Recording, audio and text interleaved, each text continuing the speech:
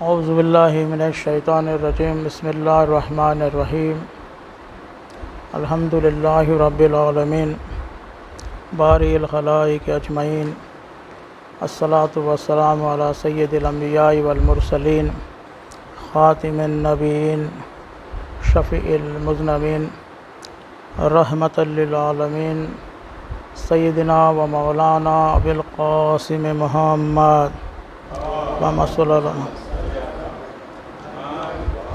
وآلہ الطیبین الطاہرین المعصومین لعنۃ اللہ علی اعدائہم اجمعین من الآن الی قیام یوم الدین اما بعد قال اللہ الحکیم فی کتابہ الکریم بسم اللہ الرحمن الرحیم الذین یؤمنون بالغیب ویقیمون الصلاۃ ومما رزقناہم ینفقون۔ صلوات پڑھیں۔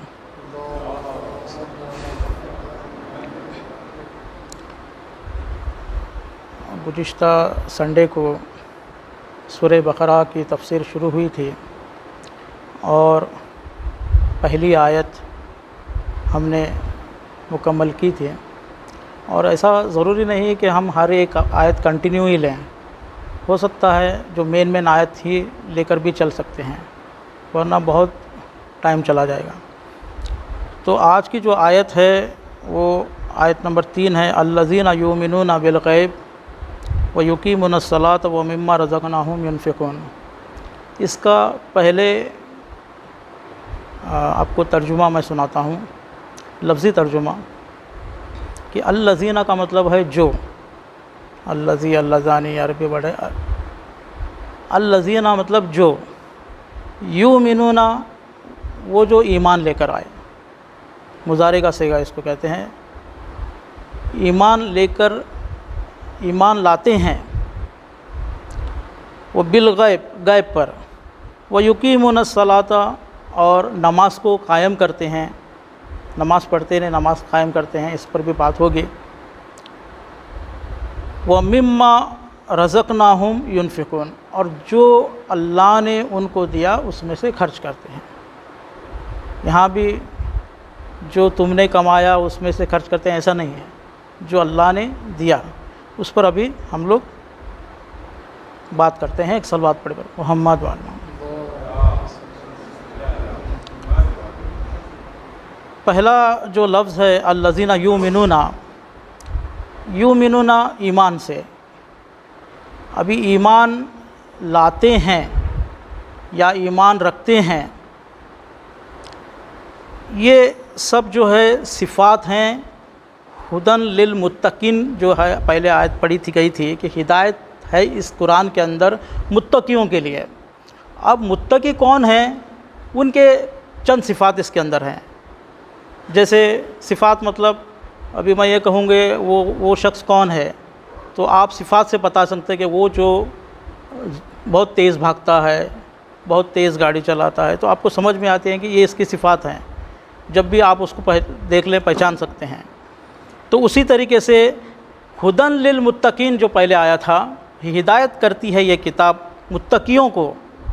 اب کون متقین، ان متقیوں کو پہچاننے کے لیے یہاں پر چند صفات بیان کی ہیں، وہ ہے کہ وہ غیب پر ایمان رکھتے ہیں۔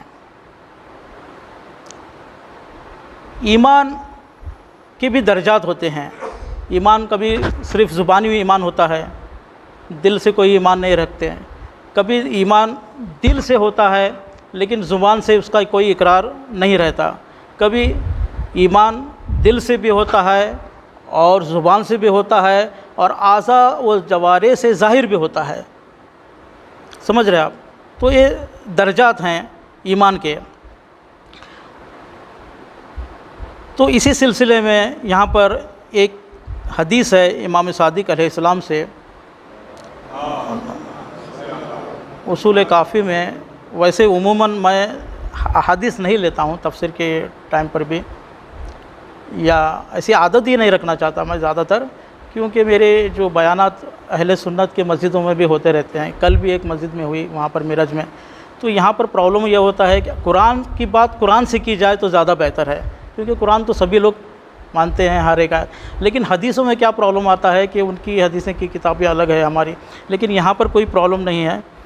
تو یہ اصول کافی کی ایک حدیث ہے کہ امام صادق علیہ السلام فرماتے ہیں الایمان ہوا اقرار باللسان، ایمان کیا ہے؟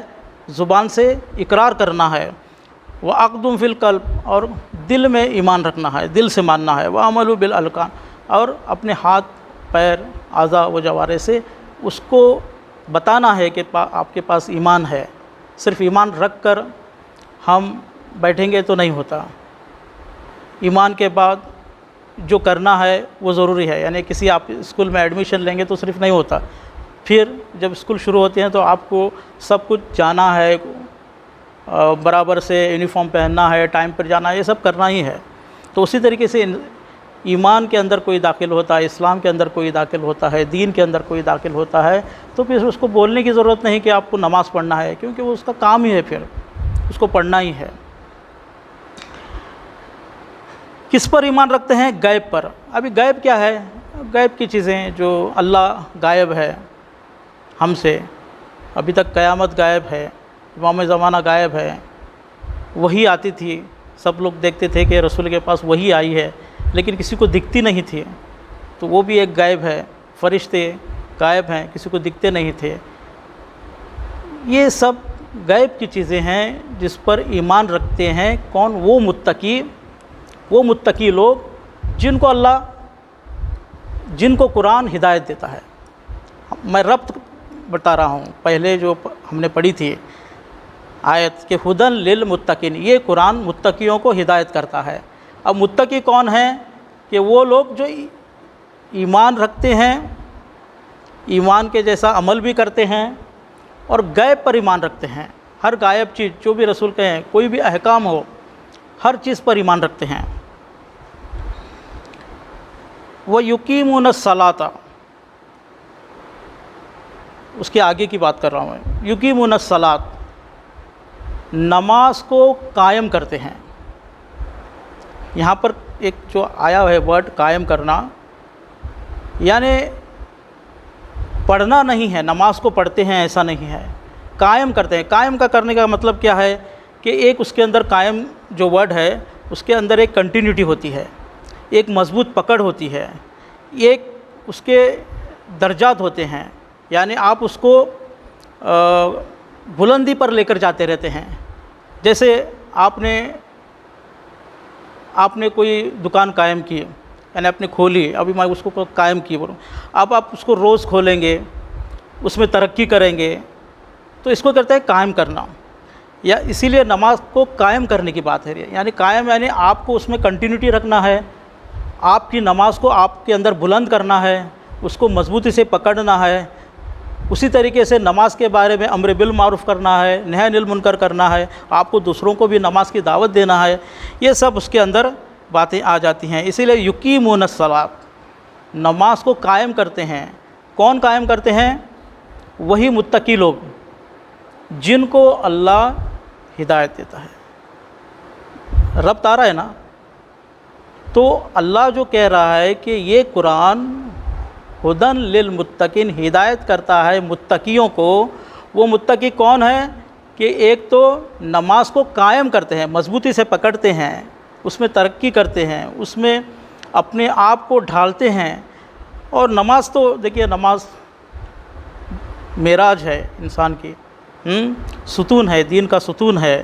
اور نماز کے بارے میں اگر میں تھوڑے سے ایک دو آپ کے سامنے آیت پیش کروں تو وَاسْتَعِینُوا بِالصَّبْرِ وَالصَّلَاةِ، صبر سے اور نماز سے سہارا لو، یعنی نماز ہم کو صبر سکھاتی ہے، صبر ہم کو دلاتی ہے۔ اسی طریقے سے وَإِنَّهَا لَكَبِيرَةٌ عَلَى الْخَاشِعِينَ، لیکن نماز تھوڑا سا گراں گزرتی ہے مگر خاشعین پر نہیں، یعنی خشوع و خضوع بھی پیدا کرتی ہے نماز۔ ٹھیک ہے، اس آیت میں دو چیزیں ہو رہی ہیں، نماز ہم کو صبر میں کام آ رہی ہے، خشوع و خضوع میں کام آ رہی ہے۔ اس کے بعد ایک دوسری آیت ہے ان الصلاۃ تنہی عن الفحشاء والمنکر، نماز فاحشہ چیزوں سے روک رہی ہے، ہم کو بری چیزوں سے روک رہی ہے۔ کتنی فائدے ہیں نماز میں، ویسے فائدے تو بہت ہیں اور بھی ہیں، ہیلتھ وائز بھی بہت فائدے ہیں، لیکن ہیلتھ وائز ایک فائدہ سب سے زیادہ ضروری ہے آج کے ماحول کے حساب سے، وہ ہے نماز ڈپریشن کو بھی ختم کرتی ہے۔ آج بہت سے لوگ ڈپریسڈ ہو جا رہے ہیں اور ڈپریشن کی گولیاں کھاتے ہیں، لیکن میں بتاتا ہوں سب سے اچھا حل نماز ہے۔ اور ایسے ہی نہیں بتا رہا ہوں میں، اس کی ایک قرآن سے ہی ایک اس کی دلیل دے رہا ہوں میں آپ کو۔ اگر آپ کو دلیل چاہیے تو ایک صلوات پڑھے بر محمد و آل محمد۔ سورہ طٰہٰ کی 130 آیت ہے۔ اللہ رسول خدا سے کہہ رہا ہے کہ فَاصْبِرْ عَلَىٰ مَا يَقُولُونَ، اے اللہ، اے رسول تم صبر کرو جو یہ لوگ کہتے ہیں۔ یعنی رسول خدا کیا ہوتا تھا کہ جب تبلیغ کرتے تھے، جب قرآن پہنچاتے تھے، بہت سے لوگ ان کا مذاق اڑاتے تھے، بہت سے لوگ ان کو دیوانہ کہتے تھے، بہت سے لوگ ان کو ساحر کہتے تھے، کچھ لوگ راستے میں کانٹے بچھاتے تھے۔ یعنی ان چیزوں سے رسول خدا کا دل دکھتا تھا اور وہ ڈپریشن میں جاتے تھے۔ سمجھ گئے آپ؟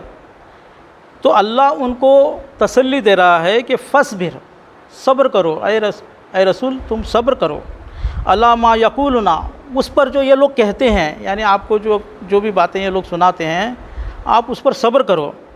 وَسَبِّحْ بِحَمْدِ رَبِّكَ، اور کیا کرو، صبر کا علاج بھی دکھا رہا ہے اللہ، یہ ڈپریشن کا علاج بھی اللہ رسول کو دکھا رہا ہے کہ سَبِّحْ بِحَمْدِ رَبِّكَ قبل طلوع الشمس، تم صبح سورج نکلنے سے پہلے اللہ کا ذکر کرو، یعنی فجر کی نماز پڑھو۔ وقبل غروبها، اور سورج ڈھلنے سے پہلے نماز پڑھو، یعنی نماز عصر پڑھو۔ ومن آناء اللیل، اور رات کے کچھ حصے میں، اس میں مغرب و عشاء کی نماز آ گئی، اور پھر نماز تہجد آ گئی، نماز شب آ گئی۔ فَسَبِّحْ وَأَطْرَافَ النَّهَارِ، اور دن کے بھی کچھ حصے میں آپ پڑھو، یعنی اس میں ظہر کی نماز آ گئی۔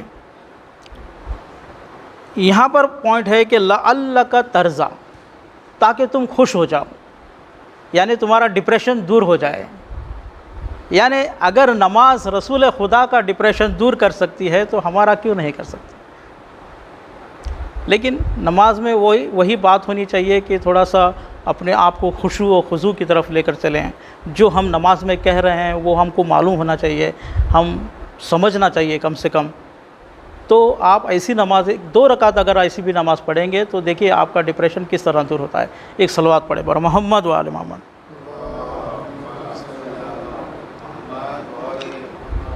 آگے ہے وہ مما رزقناہم ينفقون، اور یہ جو متقین ہیں جن کو قرآن ہدایت دے رہا ہے، یہ نماز بھی پڑھ رہے ہیں، نماز کو قائم بھی کر رہے ہیں، اور کیا کرتے ہیں یہ لوگ، جو اللہ نے ان کو دیا ہے اس میں سے خرچ کرتے ہیں۔ اللہ جو ورڈنگ یوز کرتا ہے قرآن کے اندر، اس پر آپ غور کرنے کی بہت ضروری ہے۔ یہ نہیں کہا کہ تم نے جو کمایا ہے اس میں سے خرچ کرتے ہیں، یا ایسے لوگ جو وہ خود کماتے ہیں اس میں سے خرچ کرتے ہیں۔ تو یہاں جس کے پاس بھی جتنا بھی مال ہو، دولت ہو، وہ یہ نہ سمجھے کہ وہ میرا ہے، میں نے کمایا ہے، میری محنت سے، میری عقل سے، میرے کیپٹل سے، ایسا نہیں ہے۔ کیونکہ کیپٹل بھی دیا ہے تو اللہ نے دیا ہے، عقل بھی دی تو اللہ نے دیا ہے، سرمایہ دیا تو بھی اللہ نے دیا ہے، ہاتھ پیر دیے تھے تو وہ بھی اللہ نے دیا ہے، کچھ ہنر دیا ہے تو وہ بھی اللہ نے دیا ہے۔ اس کے لیے اللہ کہہ رہا ہے مما رزقنا، جو ہم نے تم کو رزق دیا ہے اس میں سے وہ خرچ کرتے ہیں۔ یہ بھی صفت ہے کس کی؟ متقین کی، کہ وہ جب خرچ کرتے ہیں تو یہ نہیں سوچتے کہ یہ میرا مال ہے، یہ سوچتے ہیں کہ یہ اللہ نے مجھے دیا ہے دوسروں تک پہنچانے کے لیے۔ تو یہ ایک صفت وہ مما رزقناہم ينفقون۔ اور انسان بھی اس وقت ہی خرچ کر سکتا ہے جب وہ جانتا ہو کہ یہ جو کچھ دیا ہے وہ اللہ نے دیا ہے۔ اسی لیے، اور اللہ بھی دیکھیے انسان اگر خرچ بھی کرے تو اللہ اس کو اور زیادہ دیتا ہے۔ اس پر ایک آیت میں، شاید میرا ٹائم ہو گیا ہے، ایک آخری آیت میں بتا کر اس کو ختم کروں گا۔ سورہ بقرہ کی 261 آیت، مثل الذین ینفقون اموالہم فی سبیل اللہ، جو لوگ اللہ کے راہ میں خرچ کرتے ہیں ان کی مثال بیان کر رہا ہے اللہ، کمثل حبۃ، جیسے کہ ایک دانہ ہو، انبتت سبع سنابل، وہ دانہ 7 بالیاں لے کر آتا ہے، جب اس کو آپ زراعت کرتے ہیں، زمین میں دفن کرتے ہیں تو اس کے اندر سے 7 بالیاں نکلتی ہیں، فی کل سنبلۃ مئۃ حبۃ، اور ہر ایک بالی میں 100 دانے ہوتے ہیں، واللہ یضاعف لمن یشاء، اور اللہ جس کو چاہتا ہے اور بھی زیادہ دے گا۔ یعنی ایک دانہ آپ زمین کے اندر اس کو پیروتے ہیں تو اس میں سے 7 بالیاں نکلتی ہیں، اور ایک بالی میں 100، یعنی کتنے ہو گئے؟ 700۔ یعنی اللہ کتنے گنا دے رہا ہے؟ 1 روپے کے بدلے 700 دے رہا ہے، جبکہ پہلے جو دیا تھا وہ بھی اللہ نے ہی دیا تھا۔ یہ بھی اس پر دلیل ہے کہ مما رزقناہم، ہم نے تم کو جو دیا ہے اس میں سے خرچ کرو، تو پھر ہم آپ کو اور 700 دے دیں گے، اور 700 یہ اس کا کوئی لمٹ نہیں ہے، کیونکہ اللہ اس لمٹ کو بھی ختم کر رہا ہے، یہ کہہ کے کہ واللہ یضاعف لمن یشاء، اللہ جس کو چاہتا ہے بے حساب دیتا ہے، زیادہ کر دے دیتا ہے، واللہ واسع علیم، اللہ واسع علیم ہے، علم والا ہے، وسیع علم والا ہے۔ بس ایک مرتبہ تھوڑا سا ہم اس کا کنکلوژن نکالتے ہیں اس آیت کو پھر سے، کہ ہماری جو آیت ہے الذین یؤمنون بالغیب، یعنی وہ متقی لوگ جن کو یہ قرآن ہدایت دے رہا ہے، ان کی صفات کیا ہیں کہ وہ غیب پر ایمان رکھتے ہیں، نماز کو قائم کرتے ہیں، اور جو اللہ نے ان کو دیا ہے اس میں سے خرچ کرتے ہیں۔ سبحان ربک رب العزۃ عما یصفون، وسلام علی المرسلین، والحمد للہ رب العالمین۔